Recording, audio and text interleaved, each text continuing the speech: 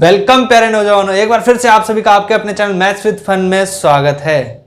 आज के सेशन में हम देखने वाले हैं मैथ्स के शानदार क्वेश्चन और ये क्वेश्चन की सीरीज स्टार्ट करें हम 500 क्वेश्चन की सीरीज।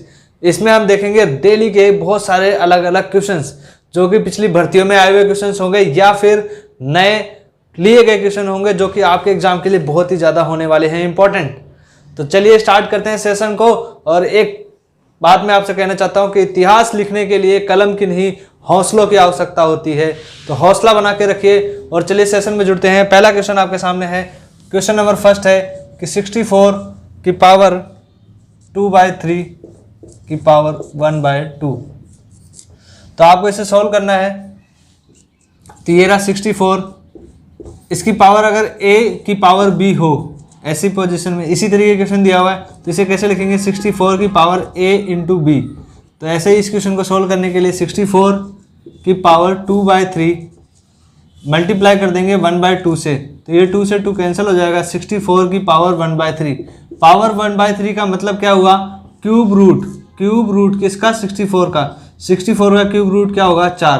तो ये है आपका आंसर। ठीक है, तो हमने देखा पहला क्वेश्चन बहुत ही आसान क्वेश्चन था, इसको हमने कुछ कॉन्सेप्ट से समझने की कोशिश करी। चलिए अगला क्वेश्चन आपके सामने आपकी स्क्रीन पर आ रहा होगा। यदि किसी राशि का 2 वर्ष का साधारण ब्याज 40 रुपए, 2 वर्ष का साधारण ब्याज कितना है 40 रुपए है, और 2 वर्षों में मिश्र धन कितना 1040 रुपए हो जाता है। तो ब्याज की दर आप सभी को बतानी है। ब्याज की दर यानी रेट ऑफ इंटरेस्ट बताना है आपको, रेट क्या होगी उसकी। टाइम दिया हुआ है 2 सालों के लिए, उसका ब्याज कितना, इंटरेस्ट कितना बना 40 रुपये, 40 रुपये उसका क्या है इंटरेस्ट। और अगर अमाउंट की बात करें यानी मिश्र धन कितना है 1040 रुपये। मिश्र धन क्या आप सभी बता सकते हैं क्या होता है, मिश्र धन होता है प्रिंसिपल यानी मूलधन प्लस इंटरेस्ट। तो यहाँ पे प्रिंसिपल निकाल सकते हो आप, इंटरेस्ट अगर 40 का, अमाउंट कितना है 1040, तो यहाँ से निकल के आ जाएगा प्रिंसिपल 1000 रुपये। यानी 1000 रुपये उसने क्या किसी को उधार रुपये दिए थे, 1000 रुपये उधार दिए थे, 40 रुपये उससे क्या मिला ब्याज मिला। 40 रुपये ब्याज मिला, कितने वर्षों में मिला 2 वर्षों में मिला। तो 1 वर्ष में उसका साधारण ब्याज कितना होगा, क्योंकि ये साधारण ब्याज इसलिए 1 वर्ष में इसका हाफ हो जाएगा यानी 20 रुपये। यानी हर साल उसे 20 रुपये का ब्याज मिलता है। कितने रुपये का मिलता है 20 रुपये का ब्याज मिलता है, और 2 सालों में वही ब्याज कितने रुपये हो जाता है 40 रुपये हो जाता है। तो अगर 20 रुपये का ब्याज मिला है, कितने रुपये में मिला है 1000 रुपये में मिला है, तो इसका रेट ऑफ इंटरेस्ट निकालना है तो परसेंट 100 से मल्टीप्लाई कर देंगे तो ये आ जाएगा 2%। यानी 2% क्या है इसका रेट ऑफ इंटरेस्ट है। रेट ऑफ इंटरेस्ट यानी ब्याज की दर कितनी है 2%। बहुत ही बढ़िया, आप सभी ने सोल्व किया होगा इस क्वेश्चन को। तो चलिए दोस्तों आगे बढ़ते हैं और अगला क्वेश्चन देखते हैं। अगला क्वेश्चन लिखा हुआ है, एक विक्रेता को 36 संतरे बेचने पर, कितने संतरे बेचने पर 36 संतरे बेचने पर क्या होता है 4 संतरों के विक्रय मूल्य के बराबर हानि हो जाती है। 4 संतरों के विक्रय मूल्य के बराबर हानि हो जाती है यानी लॉस हो जाता है। लॉस हो जाता है कितने का हो जाता है 4 संतरों के विक्रय मूल्य के बराबर, यानी 4 SP के बराबर क्या हो जाता है लॉस हो जाता है। लॉस का मतलब क्या होता है CP माइनस SP, लॉस का मतलब CP माइनस SP। तो उसने 36 खरीदे होंगे तभी 36 बेचे होंगे, और लॉस कितने का होगा 4 SP के बराबर। ये लिख लिया आपने, क्वेश्चन हो गया सोल्व। यानी 36 CP बराबर 4 SP, ये बराबर को उस तरफ जाएगा प्लस 36 SP बराबर ये कितना बन जाएगा 40 SP। इधर कितना है 36 CP, तो CP अपॉन SP निकाल सकते हैं, बहुत ही आसानी से निकल जाएगा। ये आ गया 40/36। तो SP कितना है 36 और 40 क्या है CP। यानी किसी वस्तु को 40 में अगर खरीदा है और उसे 36 में बेच दिया तो सीधी सी बात है क्या होगा लॉस होगा। क्या होगा लॉस होगा। कितने का लॉस हुआ है 4 रुपये का लॉस हुआ है। कितने पर हुआ है 40 रुपये पर हुआ है। परसेंटेज में कैलकुलेट करना है तो 100 से मल्टीप्लाई कर देंगे, ये 1 0 से 1 0 गया, 4 से 4 गए 10%। लॉस कितने का हुआ 10% का लॉस हुआ है। कितने परसेंट का लॉस हुआ है 10% का लॉस हुआ है। समझ में आ गया होगा। चलिए अगले क्वेश्चन में बढ़ते हैं। अगला क्वेश्चन दिया हुआ है, एक छड़ की अधिकतम लंबाई बतानी है। क्या बतानी है, एक छड़ है उसकी अधिकतम लंबाई बतानी है जिसे 10 मीटर 5 मीटर और 10 मीटर के एक कमरे में रखा गया है। यानी कि कमरे के क्या लेंथ विड्थ और हाइट दी हुई है आपको, यानी लंबाई चौड़ाई और ऊंचाई दी हुई है। कितनी 10 मीटर 5 मीटर और 10 मीटर। ये क्या है इनकी लंबाई, ये 10 मीटर, चौड़ाई कितना 5 मीटर और ऊंचाई कितनी 10 मीटर। अब एक चीज बताइए, एक किसी कमरे में एक छड़ रखनी है, यानी कोई भी वस्तु रखनी है जो सबसे अधिकतम लंबाई की हो, तो वो क्या होती है उसके डायगोनली रखी जाएगी। यानी विकर्णतः अगर किसी वस्तु को रख दिया जाएगा वो सबसे लंबी होगी। क्या होगी सबसे लंबी होगी। और विकर्ण की लंबाई क्या होती है अंडर रूट में l square plus b square plus h square. तो यहाँ पे वैल्यू उठा के बस हमें रख देना है। 10 का स्क्वायर 100, 5 का स्क्वायर 25 और h यानी 10 का स्क्वायर 100। ये हो गया अंडर रूट में 225। 225 रूट किसका होता है 15, तो ये आ गया 15 मीटर, यानी 15 मीटर सबसे लंबी छड़ वहाँ पर रखी जा सकती है। चलिए अगले क्वेश्चन में बढ़ते हैं। अगला क्वेश्चन आपके सामने है, यदि एक विषम संख्या को 5 से विभाजित किया जाए निम्नलिखित में से कौन सा इकाई का अंक होगा। एक चीज बताइए, 5 की डिविजिबिलिटी आप सभी को आती होगी, कितनी बार बता चुके हैं, सभी लोग पढ़ते रहते हैं कि 5 की डिविजिबिलिटी के लिए क्या चाहिए ऑप्शन में, या तो अंत का इकाई का अंक 0 होना चाहिए या फिर 5 होना चाहिए। तो हमारे पास जो ऑप्शंस दिए हुए हैं, पहला ऑप्शन है 4, दूसरा ऑप्शन है 5, तीसरा ऑप्शन है 2 और चौथा ऑप्शन है 3।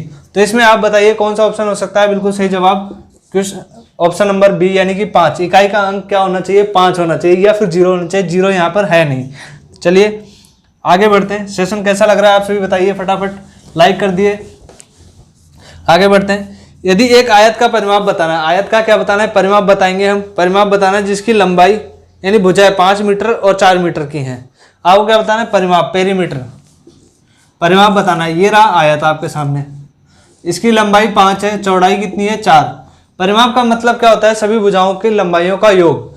तो ये बताइए आमने सामने की भुजाएं बराबर होती है, तो ये भी 5 और ये भी 4, तो इस हिसाब से अगर जोड़ते हैं तो 10 और 8 18। पेरीमीटर कितना हो गया 18 मीटर, यानी 18 मीटर क्या हो गया इनका परिमाप हो गया। चलिए आगे बढ़ते हैं। अगला क्वेश्चन, जब एक पासा फेंका जाता है तो संभावित परिणामों की कुल संख्या बतानी है आपको।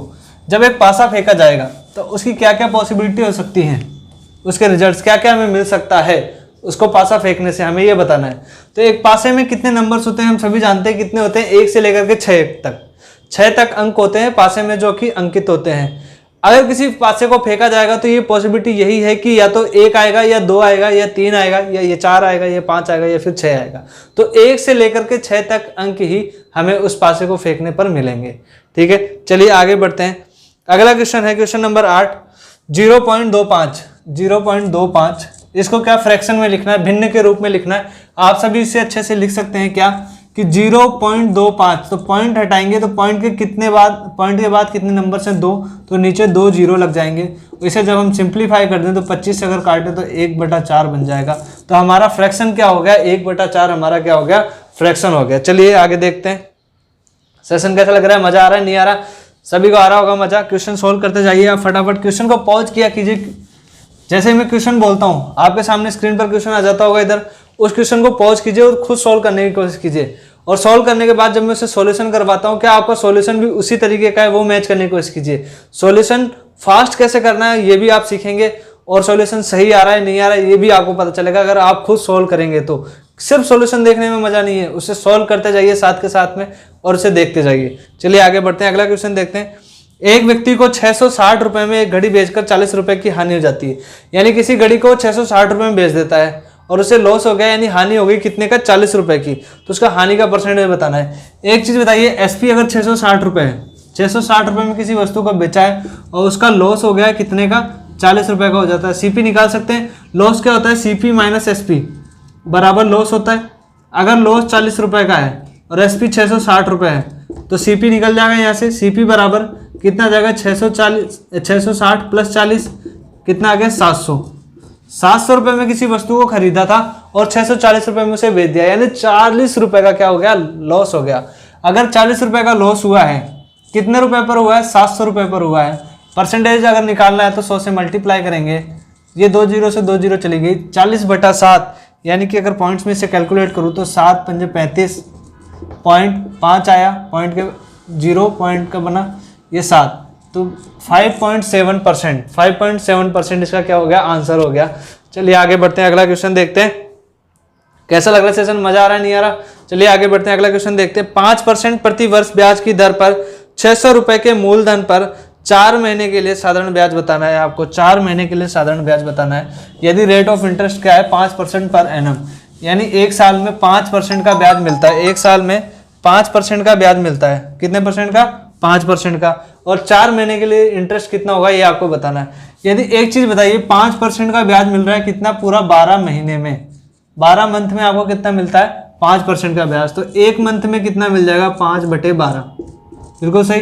तो 4 महीनों में कितना मिल जाएगा, 5/12 इंटू 4, तो ये 4 से गया 3 बार, तो 5/3% क्या हो गया, ब्याज। यानी 4 महीने में से ब्याज कितने मिलने वाला है, 5/3%, 5/3% उसे क्या मिलने वाला है, ब्याज मिलने वाला है साधारण ब्याज, बिल्कुल सही। अब कितने रुपए पर मिलेगा, 600 रुपए पर मिलेगा। 600 रुपए पर 5/3% अगर ब्याज निकाला जाए, 5/3%, तो परसेंटेज हटाएंगे तो अपॉन में 100 आ जाएगा, बिल्कुल सही।